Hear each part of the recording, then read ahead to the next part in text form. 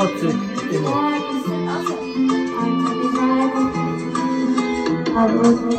Bolalik zor bo'lardi, sovuq içsam qonab turardi.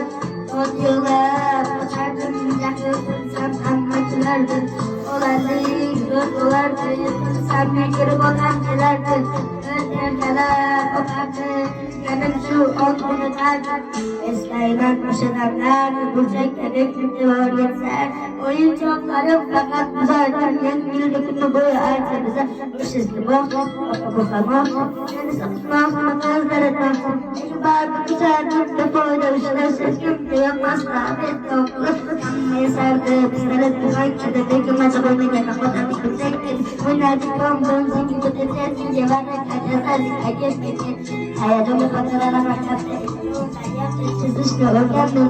Ustozim kelganda aytardik, jo'r bo'lib assalomu alaykum. Har kun reydalik bayram, axir tutishgan she'r yodlagan. Sizlar salonga ilk bor ko'rgan, otalar kuladi, kenchaqargan. Sinfdoshim edi, bayram desam, hozir ham qiziq vaqtlar ko'rgim o'sha onlarni qaytar.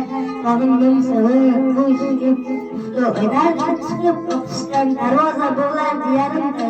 Charchab yo'qladim bugun, chiqishdan o'ylarma ertaga chiqib. Vaqtingiz o'tgancha o'ylardilarcha, onamni hujjat orqaga solsa, xohlayman otamni hamma ish ochib. Segancha hech biri sevmadi onam segan, kim berolmadi otam bergancha, ko'matlashib tushirib yetganim, turing yonimda dunyo turguncha.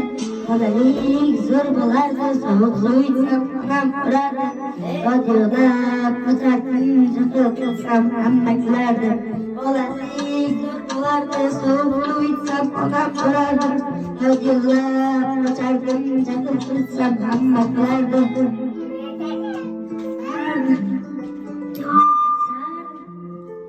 Archa bizarro. Okay.